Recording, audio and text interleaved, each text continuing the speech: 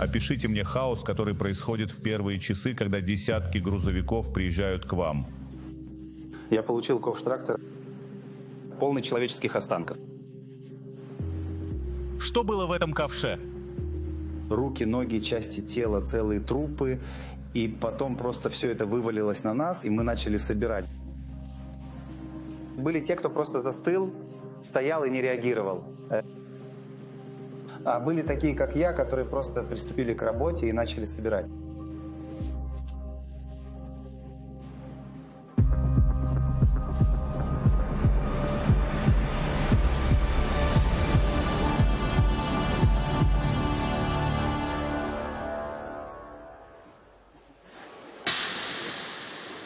Полный хаос, ты заходишь туда и говоришь себе, что я сделал. Типа, зачем я здесь? Было много-много всего. Куда ни посмотришь, на полу, рядом с тобой, наверху, кругом. Мешки с руками здесь, мешки с ногами там, черепа. И запах, отвратительный запах, который тебя не покидает. Первый день. Я не помню его, только сейчас я понимаю, что не помню первый день. Я была в отключке большую часть времени.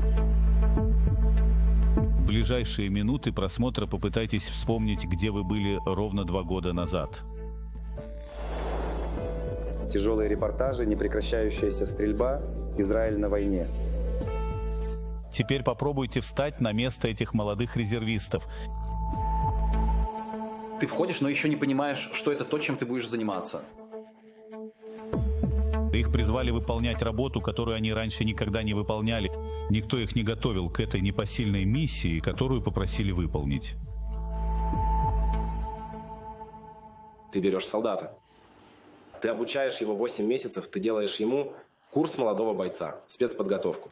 Здесь ничего этого не было. Они пришли, забрали тебя, сказали: начинай. Открой мешок, очисти лицо, нам нужно сделать снимок, омой пальцы, мы должны взять отпечатки. И так мешок за мешком, и еще мешок, и еще, и еще. Как на кассе. Как на кассе в супере.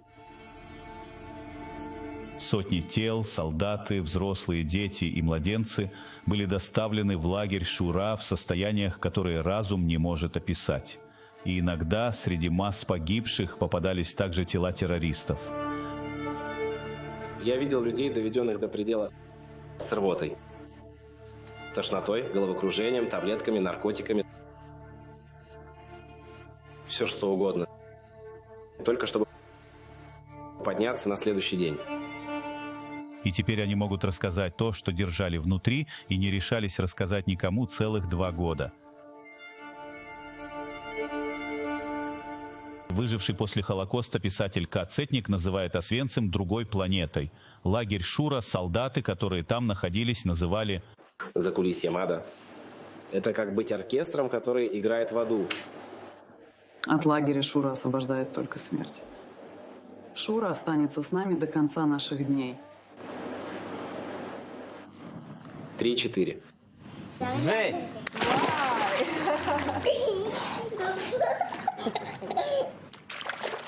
Истории, которые он сейчас рассказывает, я услышала только недавно. Раньше он не делился этим со мной. Я только видела, что он возвращается другим, подавленным, тихим, мало говорит. Это был уже не тот Юда, которого я знала. Вчера, чуть позже 8 вечера, был слышен звук выстрела в Офагим. Позже выяснилось, что Ариэль не смог вынести то, что ему пришлось пережить. Я помню, как Ариэль сказал мне: я больше не могу, я не могу это видеть. А затем он сказал мне одну фразу, которая всегда сопровождала меня. И поэтому, когда это случилось конкретно с ним, для меня это был очень большой шок. Он сказал мне: Юда, исполняющие заповеди, не пострадают. Не может быть, чтобы мы совершили такое благое дело, и с нами потом что-то случилось. И у нас была такая шутка. Я говорил ему: будь осторожен, если согрешишь, вернешься сюда, ты знаешь. Ариэль Меир Таман мог бы, как и его друзья, поделиться с нами тем, через что он прошел, но его душа не выдержала. Он покончил с собой примерно 2 месяца назад. Грустно об этом говорить, но мы знали, что будут такие случаи. Это не что-то такое, о чем никто не догадывался. Было ясно, что так и будет.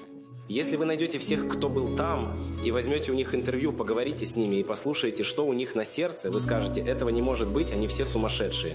Все пьют, все будто с ума посходили. Верните его таким, каким он был. Вы спрашиваете себя, почему это должно было произойти с моим мужем, со мной, с моей семьей, с будущим моих детей.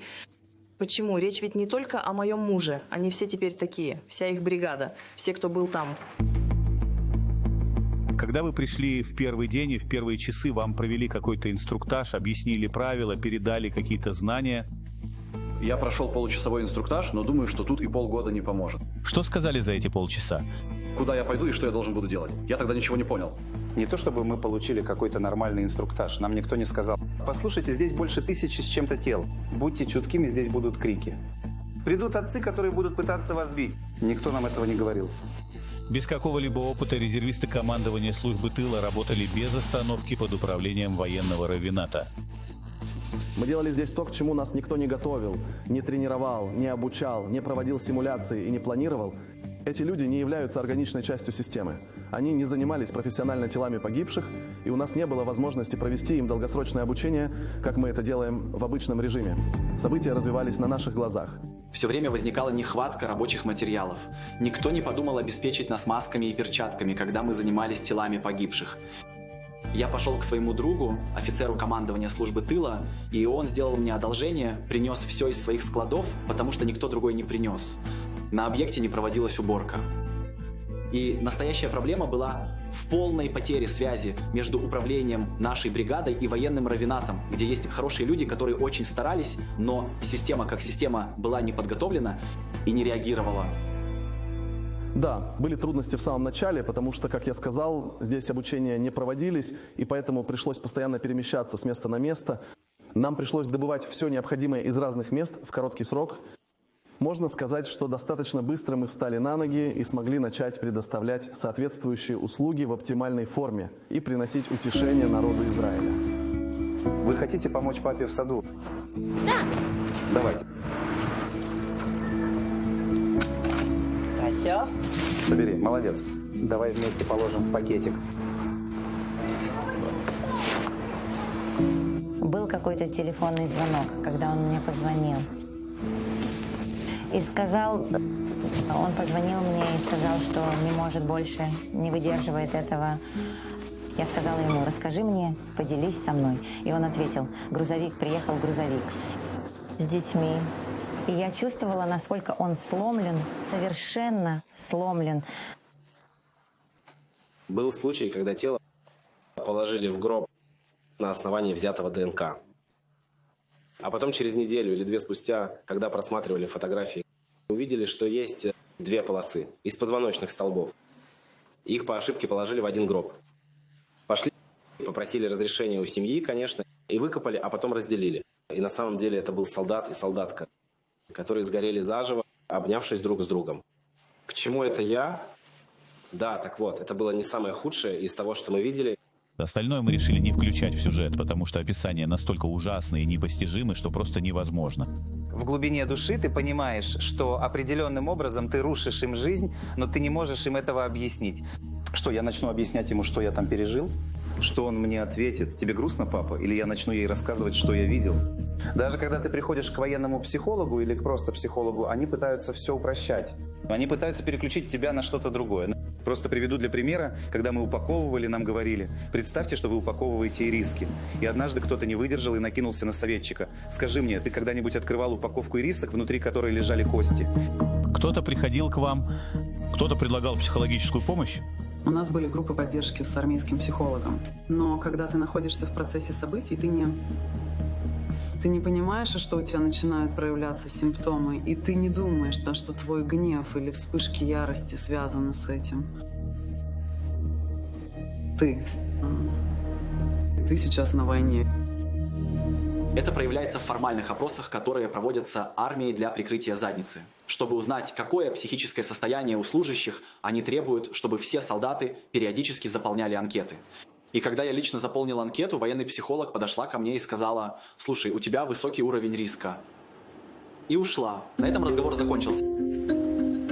Я получил от 3 разных специалистов по психологической поддержке один и тот же ответ. Говори с нами о войне, не говори с нами о доме, говори с нами о войне, что происходит с тобой здесь и сейчас. Дома – это дома. В первый день приезжают цвики и еще один военный психолог, и они сами должны выстроить стратегию и план действий для события, которому нет аналогов.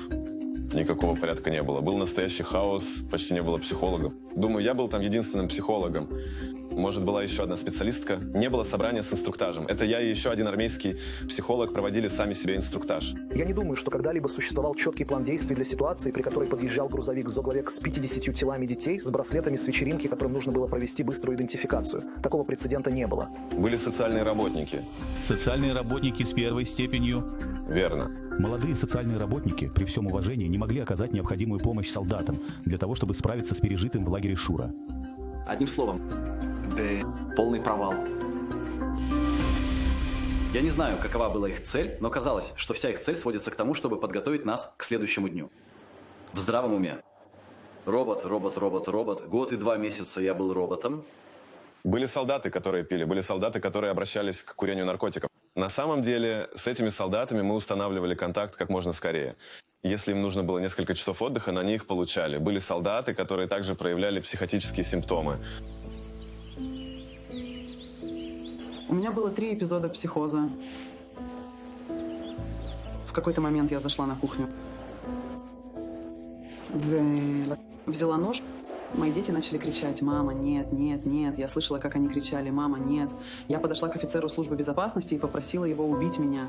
У тебя нет возможности справиться с этим, неважно, какую психологическую помощь тебе оказывают, ничего не поможет. Единственное, что ты можешь сделать, чтобы заснуть ночью, это выпить полбутылки арака. Может быть, иногда больше. Специалисты сделали все возможное, чтобы помочь, и нельзя никого обвинять. Они сами вышли из Шуры травмированными.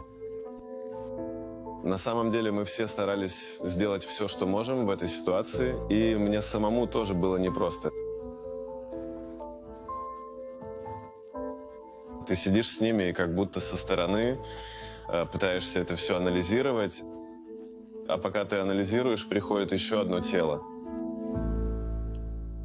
Никто не говорил: почему мы здесь? Люди чувствовали огромную миссию, будучи там, но они также знали, что наносят своей душе неизгладимую травму. Вот кабук. Иди сюда, папа приготовит тебе кабук. Ты помнишь, как он впервые вернулся с Милуима домой? Он пришел домой, я посмотрела ему в глаза и увидела в них пустоту. Я никогда в своей жизни не видела такого взгляда. И он пытается заниматься шило, показать мне, что все в порядке. И не говорит о том, что он делал, об армии, не говорит только о том, что происходит здесь и сейчас. Вот кабук для Уриэля, возьми кабук. Шлома, который обрабатывает сотни тел погибших в рамках своей работы в Милуиме, получает телефонный звонок, который должен был принести луч света в его жизнь. 8 января моя жена звонит мне и говорит: возвращайся домой. Я по дороге в роддом. Я была беременна двойней.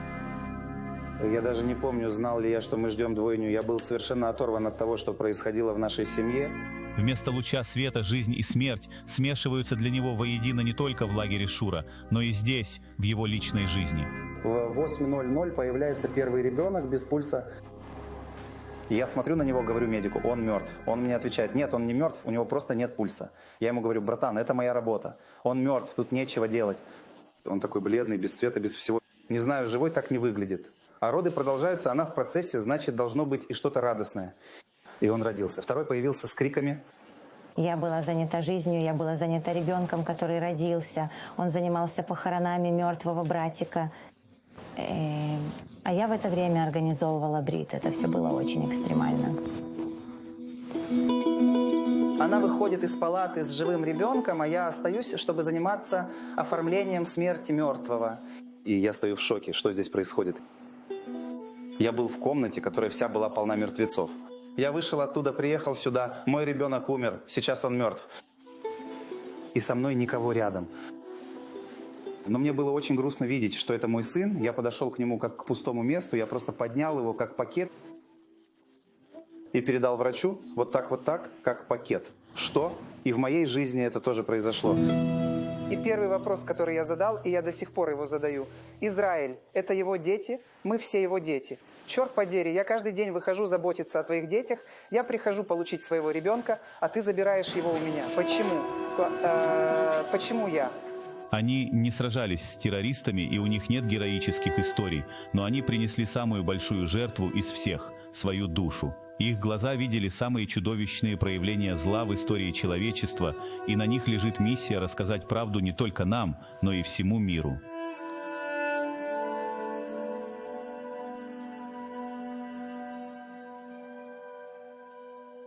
Завтра в следующем эпизоде. Что это? Что я вижу? Кровь. Отпечаток пальца? Это то, что было ужаснее всего для меня. Что это? Колючка, которую мне принесли, и я извлекла из нее ДНК, потому что это все, что осталось. Все, что семья получит для захоронения, это земля. Пресс-служба Цахала сообщает, что система заботы о погибших уникальна и важна для Цахала. Специалисты, занимающиеся погибшими, проходят специальную подготовку для этой должности на курсе, который предоставляется им во время службы. Им также предоставляется профессиональное сопровождение офицерами психического здоровья, курсы для семей и многое другое. По окончанию службы в Цахале сотрудники подразделения имеют право на получение медицинской помощи от отдела реабилитации Министерства обороны и финансирование лечения в рамках программы АМИД, проводимой Минобороны.